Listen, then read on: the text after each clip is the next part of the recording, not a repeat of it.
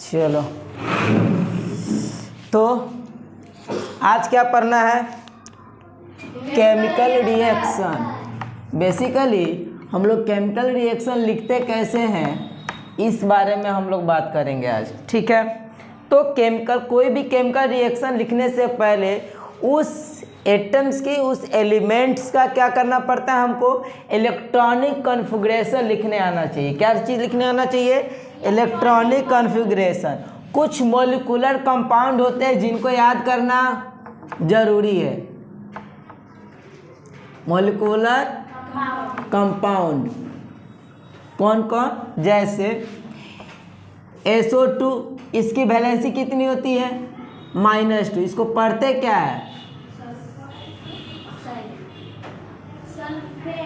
क्या पढ़ते हैं? सल्फेट, है कि नहीं? उसी तरीके से देखोगे तो सिल्वर नाइट चाहे AOH, हाइड्रो ऑक्साइड, क्या चीज? Hydro oxide. PO4, इसको क्या पढ़ते हैं? फॉस्फेट। नहीं, और क्या होते हैं? CO3, carbonate. अच्छा, इसकी वैलेंसी कितनी होती है? -3। इसकी वैलेंसी -2। OH की वैलेंसी -1। कोई दिक्कत नहीं है। और फॉर्मूले इस तरीके के ये हो गए, ठीक। अब बात आती है कि अब इसका मॉलिक्यूलर कंपाउंड की वैलेंसी हमको याद करना पड़ता है। क्या करना पड़ता है? याद करने पड़ते हैं। बगैर वैलेंसी याद किए काम चलेगा नहीं। बाद बाकी का वैलेंसी हम लोग लिख सकते हैं। जैसे एक 2n² होते हैं कि एक सब सेल में, सब ऑर्बिट्स में कितने नंबर ऑफ इलेक्ट्रॉन्स रहेंगे, है ना। तो जैसे n की वैल्यू 1 धरोगे तो पहले सेल में कितने होंगे? 2। दूसरे सेल में n की वैल्यू 2 रखो तो 2 2 जा 4 2 जा 8। तीसरे सेल में 3 3 जा 9 2 जा 18। चौथे सेल में 4 4 जा 16 और 2 जा 32। तो इस तरीके से 2 8 18 32 इस तरीके से बढ़ते जाते हैं। जैसे मान लो मुझे लिखना है कि सोडियम की इलेक्ट्रॉनिक कॉन्फ़िगरेशन कितने होंगे। सोडियम की इलेक्ट्रॉनिक कॉन्फ़िगरेशन कितना होगा? तो देखो 2,8, 2 और 8 कितने हो गए? 10। तो कॉमा में कितने हो जाएंगे? 1। तो ध्यान से देखो, तो बेसिकली ये Na है, that is called sodium. Sodium का ये बीच वाला पार्ट क्या कहलाएगा? न्यूक्लियस। क्या होगा? न्यूक्लियस। इसमें होते क्या है? इसमें होते हैं प्रोटॉन और न्यूट्रॉन। इसके चारों तरफ जो ऑर्बिट्स होते हैं, क्या होते हैं? ऑर्बिट्स होते हैं। इनमें कौन राउंड करता है? इलेक्ट्रॉन। कौन राउंड करता है? इलेक्ट्रॉन। इसके चारों तरफ, न्यूक्लियस के चारों तरफ चक्कर कौन काटता है? इलेक्ट्रॉन। कौन काटता है? इलेक्ट्रॉन। अच्छा, ठीक है, इसमें प्रोटॉन है, यहाँ पर इलेक्ट्रॉन। देखो ध्यान से, पहले कक्षा में कितने इलेक्ट्रॉन है? 2। दूसरे में कितने रह सकते हैं? 8। 2 3 4 5 6 7 8। छठे में 1, मतलब तीसरे में 1। हुआ क्या? सोडियम के फर्स्ट चेयर में, एक तरीके से मान लो रूम है, तो पहले रूम में 2 कुर्सी थे, उस पे जाकर 2 इलेक्ट्रॉन बैठ गया। दूसरे रूम में कितने कुर्सी थे? 8 कुर्सी थे, 8 पे जाकर बैठ गया। अब देखो ध्यान से, सोडियम की जो एटॉमिक नंबर होती है वो कितना होता है? 11। क्या होता है? ये समझने से पहले कुछ यहाँ बात समझो। जो एटॉमिक नंबर्स होते हैं, एटॉमिक नंबर जितना होता है वही संख्या उसके नंबर ऑफ प्रोटॉन्स की होती है। नंबर ऑफ प्रोटॉन्स की होती है। मतलब अगर कोई पूछे कि सोडियम में प्रोटॉन की संख्या कितनी है, तो कितनी होगी? 11। कितनी? 11, क्योंकि प्रोटॉन का मतलब एटॉमिक नंबर कितना है? 11। तो कोई पूछे कि किसी एलिमेंट का एटॉमिक नंबर क्या होता है, तो number of protons present in nucleus of that elements. अगर किसी एलिमेंट के न्यूक्लियस में जितने भी प्रोटॉन की संख्या होती है वही उसका एटॉमिक नंबर कहलाता है। क्या कहलाता है? एटॉमिक नंबर कहलाता है। तो सोडियम का एटॉमिक नंबर कितना हो गया 11। तो नंबर ऑफ प्रोटॉन कितना हुआ, ये भी तो हुआ 11, कोई दिक्कत नहीं है। नंबर ऑफ इलेक्ट्रॉन कितने होंगे, नंबर ऑफ इलेक्ट्रॉन। तो जब तक किसी एलिमेंट पे चार्ज नहीं है, चार्ज का मतलब अगर इस पे कोई पॉजिटिव या निगेटिव चार्ज नहीं है, तब तक नंबर ऑफ प्रोटॉन और नंबर ऑफ इलेक्ट्रॉन बराबर होते हैं। क्या होते हैं, तो इसमें अभी चूंकि सोडियम पे कोई चार्ज, तो नंबर ऑफ इलेक्ट्रॉन भी कितने हुए 11 और नंबर ऑफ प्रोटॉन 11। ऐसे इस तरीके से लिखा रहता है Na1123। ये नीचे वाला क्या चीज को दर्शाता है, एटॉमिक नंबर को। किसको, ऊपर वाला एटॉमिक मास को। किसको, एटॉमिक मास को। ये एटॉमिक मास होता क्या है, एटॉमिक मास या एटॉमिक वेट जिसको बोलते हैं, वो होता क्या है, वो होता है number of proton, number of plus number of neutron. क्या होता है, नंबर ऑफ न्यूट्रॉन। सोचो एटॉमिक मास 23 दिया हुआ है, नंबर ऑफ प्रोटॉन कितने दिए हुए 11, तो नंबर ऑफ प्रोटॉन कितने होंगे 23 माइनस 11, 23 माइनस, अब प्लस 11 इधर जाए तो क्या होगा माइनस। तो तुमसे अगर पूछे कि नंबर ऑफ न्यूट्रॉन बताओ, नंबर ऑफ न्यूट्रॉन बताओ, तो ये कितने होंगे 12। कितने होंगे 12। अभी तक कोई दिक्कत नहीं है। एटॉमिक मास क्या होता है, number of proton plus number of neutron. जब तक एलिमेंट पे चार्ज नहीं है, जब तक एलिमेंट पे नहीं है, जब तक इस एलिमेंट पे या एटम पे चार्ज नहीं है, तब तक नंबर ऑफ प्रोटॉन और नंबर ऑफ इलेक्ट्रॉन बराबर होते हैं। तो नंबर ऑफ प्रोटॉन भी अभी सोडियम में कितने 11, नंबर ऑफ इलेक्ट्रॉन भी कितने 11, कोई दिक्कत नहीं है। तो हुआ क्या, ध्यान से समझो कि इसके बाहरी कक्षा में जस्ट न्यूक्लियस के बाहर वाला जो घर था, रूम, उसमें 2 कुर्सी लगे थे और इलेक्ट्रॉन कितने 11, दौड़ते धूपते 11 इलेक्ट्रॉन गए, पर 2 ही इलेक्ट्रॉन बैठ पाएंगे उस 2 चेयर पे, बैठ गए। और रूम क्या हो गया, पैक। रूम क्या हो गया, ये 2 इलेक्ट्रॉन इसका चक्कर काट रहे थे। फिर अगला रूम में बाकी इलेक्ट्रॉन गया, तो उसमें देखा 8 कुर्सी है, सब कोई अपना अपना सीट ग्रहण किया नहीं, तो इसमें 8 इलेक्ट्रॉन आ गए। तो कितने इलेक्ट्रॉन को सीट मिल गया, 8 इलेक्ट्रॉन और 2 इलेक्ट्रॉन, कितने हो गए 10। कितने, बचा एक अकेला। तो जब वो थर्ड रूम में गया, थर्ड रूम में, तो देखो थर्ड रूम में कितने आ सकते 18, कितने आ सकते, तो 1 इलेक्ट्रॉन, क्योंकि बचा एक ही इलेक्ट्रॉन। 10 को तो चेयर मिल गए, बचे 1 इलेक्ट्रॉन, बचे 1 इलेक्ट्रॉन। इसको इरेज करता हूं फिर समझते हैं।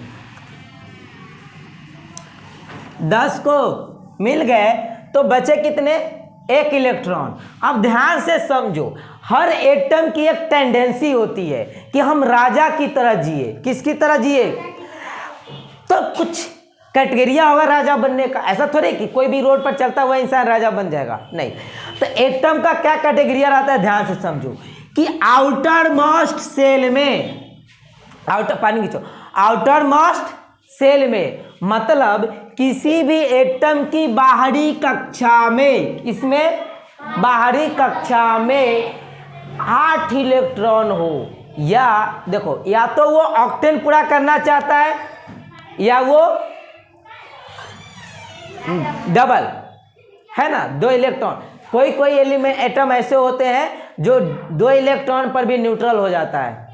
अभी ये ना तो ये राजा है ना ही भिखारी, ध्यान से समझना, ये स्टेबल नहीं है, ये स्टेबल नहीं है। हर एटम स्टेबल होना चाहता है, और स्टेबल होने का ये शर्त है कि उसके आउटर मोस्ट ऑर्बिट में कितने इलेक्ट्रॉन होने चाहिए 8। कितने इलेक्ट्रॉन होने चाहिए 8। या तो किसी से भीख मांग कर रेट पूरा कर लो, या फिर किसी को देकर रेट पूरा कर लो। तुम कहोगे सर देकर कहीं 8 इलेक्ट्रॉन पूरा होता है ना, बताएंगे अभी। ध्यान से समझो, तो सोडियम के आउटर मोस्ट ऑर्बिट अभी कौन है, ये 3, 1 2 3। इसमें 1 इलेक्ट्रॉन घूम रहा है, 1 इलेक्ट्रॉन घूम रहा है। अब सोचो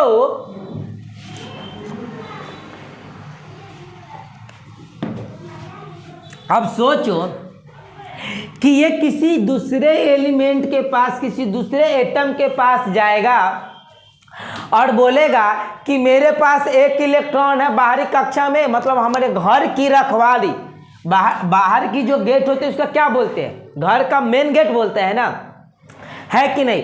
तो घर के बाहरी गेट पर हमारे पास एक दरबार है, हमको 7 दरबार उधार दो, है ना, 7 वो नौकर उधार दो, 7 इलेक्ट्रॉन क्या दे दो, उधार दे दो।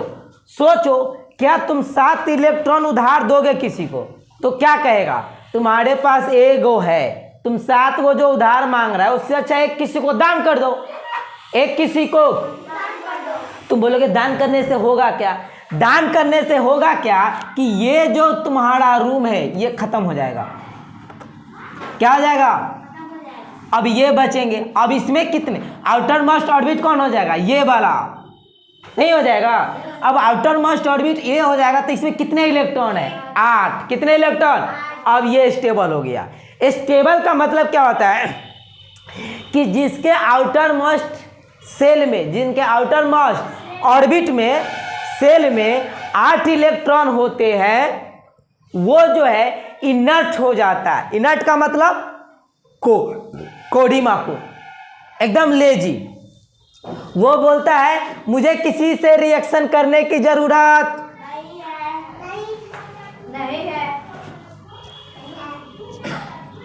ना हम किसी को इलेक्ट्रॉन देंगे और ना ही किसी को इलेक्ट्रॉन देंगे। जिसके आउटर मोस्ट ऑर्बिट में कितने हैं, 8 इलेक्ट्रॉन है, कितने हैं, 8 है या डुप्लेक्ट है। डुप्लेक्ट बोलते हैं जिसके आउटर मोस्ट ऑर्बिट में 2 है, लेकिन डुप्लेक्ट सब पे काम नहीं करता है, ध्यान रखना। डुप्लेक्ट सब पे काम, हीलियम पे काम करता है, हीलियम पे काम, पर वही तुम चल जाओ मैग्नीशियम पे तो उस पे काम नहीं करता है। तो आउटर मोस्ट ऑर्बिट में कितने इलेक्ट्रॉन होने चाहिए, 8। कितने इलेक्ट्रॉन होने चाहिए।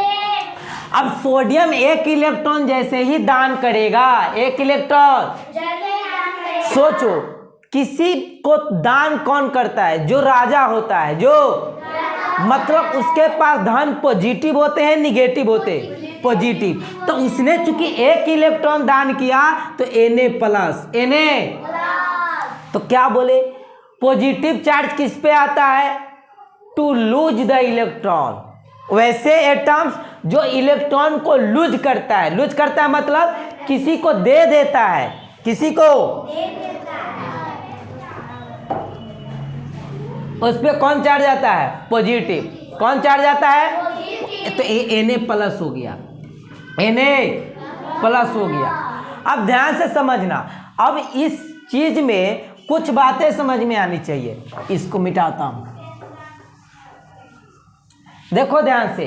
सोडियम, क्या चीज, सोडियम, सोडियम पे Na+ है, Na, इसमें नंबर ऑफ प्रोटॉन कितना है, 11 नंबर ऑफ प्रोटॉन।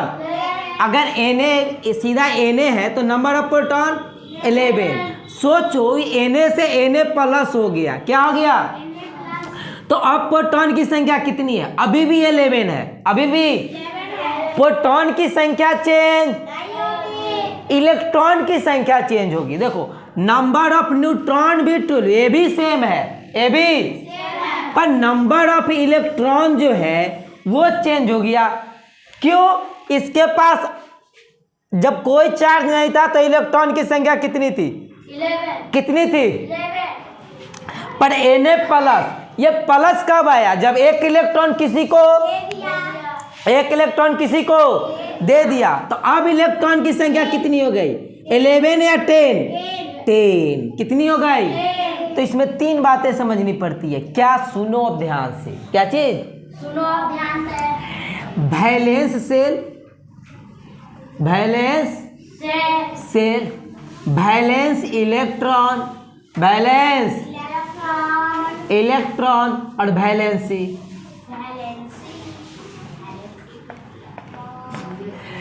देखो वैलेंस सेल कितना हुआ, जिस कक्षा में जाकर इलेक्ट्रॉन खत्म हो जाए, जिस कक्षा में जाकर इलेक्ट्रॉन, तो इसके तीसरी कक्षा में जाकर इलेक्ट्रॉन खत्म हुआ है तो valence shell 3, valence shell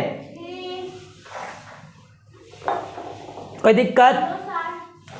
valence electron का मतलब आउटर मोस्ट ऑर्बिट में कितने इलेक्ट्रॉन थे? एक। कितने थे? एक। वैलेंसी का मतलब क्या हुआ? जितना इलेक्ट्रॉन हम किसी को देते हैं या किसी से, तो सोडियम किसी को दिया है पर कितना इलेक्ट्रॉन दिया है? 1। तो वैलेंस इलेक्ट्रॉन कितने हैं? 1। कितने हैं? 1। Sorry, valency +1। क्या चीज? +1, क्योंकि सोडियम ने किसी को दिया है। सोडियम ने किसी को, तो सोडियम की वैलेंसी +1। कितनी? +1। अब उसी तरीके से यदि मैं क्लोरीन की बात करूं, किसकी? क्लोरीन की। क्लोरीन की जो एटॉमिक नंबर होती है वो 17 है। कितनी है? 17। फिर पहला कक्षा में 2 इलेक्ट्रॉन बैठ जाएगा, दूसरी कक्षा में 8 को बैठ जाएगा, तीसरी में कितना? 7। फिर से हम बात देखो, क्लोरीन ये प्रोटॉन न्यूट्रॉन, पहली कक्षा में 2 गो, दूसरी कक्षा में 8 गो और तीसरी कक्षा में 7 गो इलेक्ट्रॉन। अब ध्यान से समझो, ये क्या स्टेबल है? ये स्टेबल नहीं है। इसको भी डर सता रहा है कि हम स्ट्रांग कब होंगे? जब हमारा बाहरी गेट पर 8 गो इलेक्ट्रॉन रक्षा करने वाला होगा। कितना इलेक्ट्रॉन? 8 गो। इसके पास 7 इलेक्ट्रॉन है, 1 इलेक्ट्रॉन चाहिए। या तो 1 इलेक्ट्रॉन वो किसी से लेगा और नहीं तो 7 इलेक्ट्रॉन किसी को। अब सोचो, तुम एक व्यापारी हो और तुम किसी दूसरे व्यापारी के पास जा रहे हो, तो तुम क्या सोचोगे? अपना 7 इलेक्ट्रॉन दे दूं या उससे 1 इलेक्ट्रॉन? है कि नहीं? तो ये 1 इलेक्ट्रॉन लेगा, मतलब ये भिखारी है। क्या है? तो Cl -1। Cl ध्यान से समझो। अब फिर इसकी बात आती है कि सर क्लोरीन, ये तो सोडियम के केस में था। क्लोरीन के केस में वैलेंस शेल कितने हुए? अभी भी 3। वैलेंस इलेक्ट्रॉन कितना? 7। आउटर मोस्ट ऑर्बिट में इसके इलेक्ट्रॉन थे कितने? 7। तो वैलेंस इलेक्ट्रॉन इसमें कितना है? 7। पर वैलेंसी कितना? -1। वैलेंसी कितना? -1। समझ में आया? वैलेंसी कितना? -1। अच्छा चलो भाई, अब तुम कहोगे कि सर वैलेंस शेल, वैलेंसी, इससे क्या फर्क पड़ा? इससे क्या? अब केमिकल रिएक्शन लिखने के लिए ही क्या चाहिए हमको? इलेक्ट्रॉनिक कन्फिग्रेशन लिखने आना चाहिए। अब इसी सोडियम क्लोरीन की बात करता हूँ। सोडियम Na+1, इसको हम रिएक्ट कराए क्लोरीन से। किससे कराए? इसकी -1। प्लस माइनस से मतलब नहीं है, ध्यान से समझना। होता क्या है कि इसके वैलेंसी से इसमें गुना और इसके वैलेंसी से, इस तरीके से क्रॉस मल्टीप्लिकेशन होता है, तो होता है NaCl। चूंकि दोनों का 1 था तो 1 लिखना जरूरी नहीं है। समझ में आया? तो वो हो गया NaCl। क्या बना? Sodium chloride. क्या बना? Sodium CHOLO, sodium chloride. कोई दिक्कत? अब उसी तरीके से देखो, मैग्नीशियम की वैलेंसी कितनी होती है? +2। कैसे? +2। मैग्नीशियम के एटॉमिक नंबर 12 देख लो, 2 8 8 2 10 और 2, तो 2A2। तो ये देखो, ये 2 नहीं हुआ, +2। कितने? बाद बाकी का याद देखो, वैलेंसी याद नहीं रहेगा जब तक केमिकल रिएक्शन लिख नहीं पाओगे। ठीक है, अभी तो सिर्फ एटम में चलो। जैसे Mg है, अब मान लो इसका रिएक्शन किसी से मैं करा दे रहा हूँ, जैसे मान लो मैं करा दिया क्लोरीन से ही, कोई दिक्कत नहीं। तो इसका -1, इसका -1। अब होगा क्या? क्रॉस मल्टीप्लिकेशन होंगे। Mg में किससे गुना होगा? 1 से। तो Mg में 1 से गुना करोगे Mg। अब क्लोरीन में किससे गुना होगा? इसके वैलेंसी से 2 से, तो Cl2। तो जैसे ही Mg और Cl को रिएक्ट कराओगे तो बनेगा MgCl2। पढ़ाएगा क्या? Magnesium chloride. क्या पढ़ाएगा? Magnesium chloride. कोई दिक्कत नहीं है। जैसे मान लो सोडियम और इसको हम किससे करवा दो? कार्बोनेट से, CO3। इसका -2 और इसका +1। जैसे ही करवाएंगे तो ये तो बात अच्छा है कि NaCO3 इस तरीके से होगा, पर Na में किससे मल्टीप्लाई होगा?